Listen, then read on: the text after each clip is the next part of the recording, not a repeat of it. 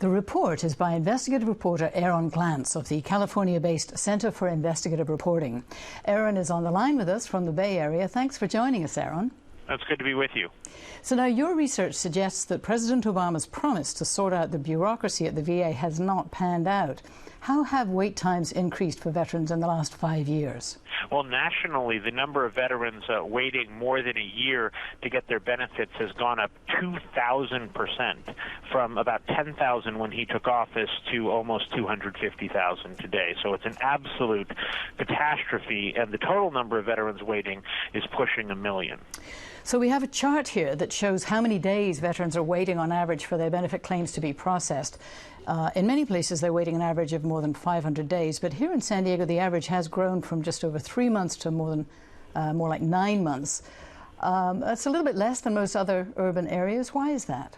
Well, I mean, there's nothing to really congratulate yourself for. I mean, to say that veterans have to wait 9 months for their benefits. It's about the national average that San Diego has. I think there is some coordination with some of the military bases that are in the San Diego area to help people get their benefits a little bit faster just when they get out of the service.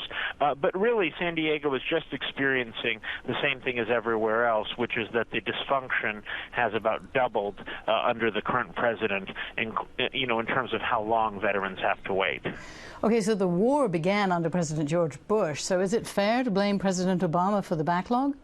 You know, it's interesting. I was reporting on this a lot under President Bush. You have to remember, President Bush was president during 7 years of war in Iraq and 7 years of war in Afghanistan, rather, and 5 years of war in Iraq. There were 350,000 Iraq and Afghanistan veterans who claimed disability under Bush, and now there's another 450,000 Iraq and Afghanistan veterans who claim disability under Obama. It's only fallen apart completely under Obama. So the one thing that you could put on Bush is that he did not adequately prepare for everyone coming home. But at this point, President Obama's been president for over 4 years. He's had plenty of time to get ahead of this, and he hasn't done it. Okay, and we know that the VA has spent over $500 million on new computer systems, so that doesn't seem to have done the trick yet. Aaron Glantz, thank you so much for joining us. All right, thank you. That's Aaron Glantz for the Center for Investigative Reporting. Retired Lieutenant Colonel Jack Harkins is chairman of the United Veterans Council of San Diego. Jack, thanks so much for joining us. Glad to be here. Now, I want to start with a statement from the VA. They declined to come on this program, but they sent us a lengthy statement to explain why the wait times have skyrocketed, and here's part of what they said. We've ended 10 years of war. Many veterans are returning with severe, more complex injuries. In addition, Secretary Shinseki made the long overdue decision to recognize for the first time medical conditions related to Agent Orange, post-traumatic stress disorder, and Gulf War illness. The VA has completed 4.1 million claims over the past 4 years, but more work remains. Indeed, more work does remain, and according to Aaron Glantz's report, there are 7,000 veterans who are waiting for their benefits to be processed here in San Diego. How, from your perspective on the ground, is this affecting the veteran population here? For every veteran who has a need for some compensation, some monetary compensation for a disability that is associated with their service, this is an adverse effect. Some more than others, because the degrees of their disabilities are variant, some more severe than others, of course. But most of our Afghanistan and Iraq veterans have applied for multiple conditions to be recognized in disability at an unprecedented rate. So the number of claims as a percentage of the veterans who served is the highest ever.